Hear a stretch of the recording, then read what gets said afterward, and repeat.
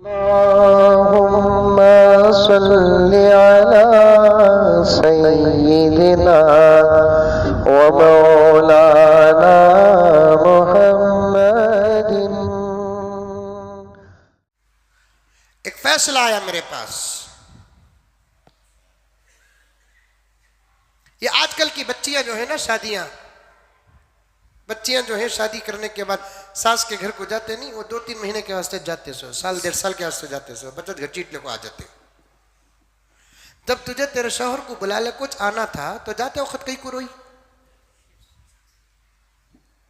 میت میرے سے کا روئی نہ مان تو ایو اللہ اللہ، باوا کو لپٹ کو، بھایا کو لپٹ کو، بھونیا کو لپٹ کو، رونا بھی نہیں آتا شادی میں۔ پہلے زمانے میں روتی تھی، ماموں بھی لپٹتا نہیں تھا، آج لپٹا لپٹی بہت چل رہی ہے۔ تو شرم نہیں آتی؟ گندے غلیظ نکمے رذیل، لپٹا لپٹی اسلام میں ہے؟ برباد ہو جاؤ گے اور تمہارے ساتھ اچھے بھی برباد ہو جائیں گے۔ اللہ کا عذاب آتا ہے تو اللہ الگ نہیں کرتے، سب پر عذاب اتار دیتے ہیں۔ مرنے کے بعد فیصلہ ہوتا ہے کسے کہاں جانا۔ یہ لپٹا لپٹی بہت چل رہی ہے آج زمانے میں، چھوٹے چھوٹی خوشیوں میں بھی، بڑی بڑی خوشیوں میں بھی، دنیا کی خوشیوں میں بھی، دین کی خوشیوں میں بھی، بے حجاب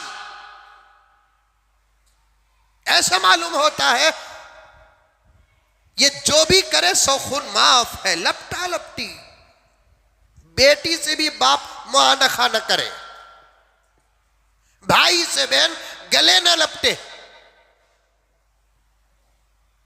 چاچا بھتیجی گلے نہ لپٹے، ماما بھانجی گلے نہ لپٹے۔ حد سے آ رہے تھے لوگ، سنا رہے تھے مولانا کچھ تو بولو کچھ تو بولو، حد سے آ کر اتر رہے ہیں۔ توبہ توبہ توبہ۔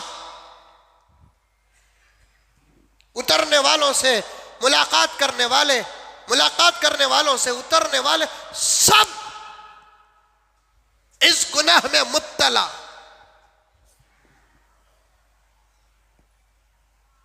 حرام ہے حرام، حرام ہے حرام۔ زیادہ سے زیادہ ماموں ہے، چچا ہے، بھائی ہے، ہاتھ رکھو دعا کرو خدا سلامت رکھے، حج سے آئے تو دعا کرو اللہ تمہارے حج کو قبول فرمائے، فلاں فلاں۔ یہ لپٹا لپٹی کیا چل رہی ہے؟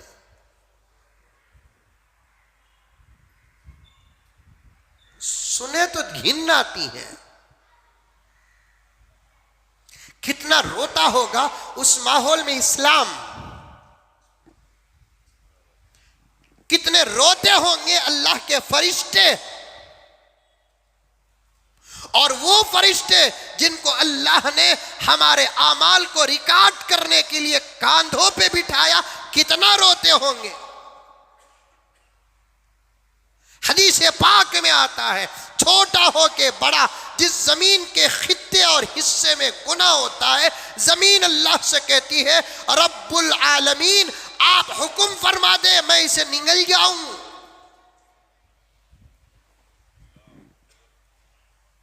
اور اس کے ڈائریکٹ آسمان کا ٹکڑا کہتا ہے میں گر جاؤں اس کے اوپر۔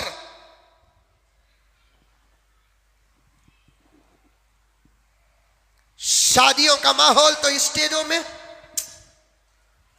کیا ان لوگوں تک علماء کا بیان نہیں جاتا، قرآن کا احکام نہیں جاتا؟ اتنے بھی دین سے دور، اتنے بھی خدا سے بے خوف، ذرہ برابر نبی کی محبت نہیں۔ شادیوں کا ماحول تو انتہا درجے پر خراب۔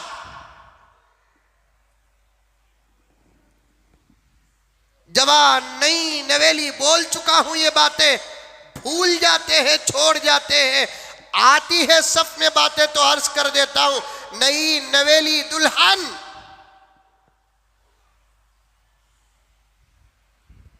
جس کا جلوہ اور اس کی افتتاح اس کا شوہر کرے،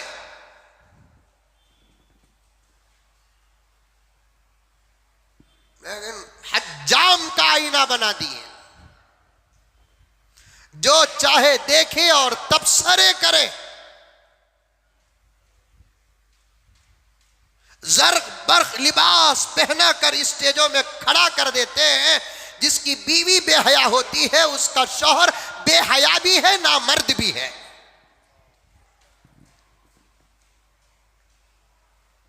ہم تو بڑے نہیں میرے دوستوں، ہم تو بہت چھوٹے ہیں، گنہگار ہیں، لیکن اللہ کا کرم کہ ہم کو اللہ تعالیٰ نے کچھ غیرت عطا کی ہے۔ اب ہم تو اتنی یہ دعا کرنے پر مجبور ہیں، ہمیں جو غیرت ملی پروردگار اس کا تو کچھ حصہ دے دے۔ سوچتے بھی ہیں کہ ہمارے گھر والوں پر کسی کی نظر پڑے تو کلیجہ کانپتا ہے۔ کیا ایسے نوجوانوں کے اور اس شادی کے ذمہ داروں کے جسم میں کلیجہ، غیرت، حیا، شرم نام کی کوئی چیز نہیں ہے؟ صرف مقام کے ذمہ داروں سے اور علماء کرام سے میں بڑے ادب کے ساتھ ہاتھ جوڑ کر گزارش کرتا ہوں کہ اس مسئلے پر توجہ دیں، اور خاص طور پر مراکز میں رہنے والے اور بڑے عہدوں میں اور مسندوں میں بیٹھنے والے حضرات علماء کرام اس کے بارے میں آواز اٹھائے۔ ہماری آوازوں کو تو آج کل کچھ لوگ ہباء منصورہ سمجھتے ہیں۔ ارے ان کو بول کر عادت ہے بھی، انشاءاللہ ثم انشاءاللہ ہمارے یہ جذبے اور ہماری یہ آوازیں غارت نہیں ہوں گی، بیکار نہیں جائیں گی، کام ضرور آئیں گی۔ اگر کوئی عمل کرے کہ نہ کرے اجر تو ضرور ملے گا، لیکن جو لوگ بڑے ہیں، جن کے ہاتھوں میں پاور ہے، جو مسندوں میں بیٹھے ہوئے ہیں، رب کعبہ کی قسم جو بڑے بڑے عہدوں میں فائز ہے، جن کی بات کے سامنے ریاست کرناٹک سر جھکاتا ہے، ملک سر جھکاتا ہے، ان کو یہ لاہی عمل ہمارے قوم کی شادیوں کے بارے میں، شرعی قوانین ہمارے قوم کی شادیوں کے بارے میں بنانا پڑے گا، ورنہ قوم کے بارے میں سب سے زیادہ اللہ کے پاس حساب ان کو ہی دینا پڑے گا۔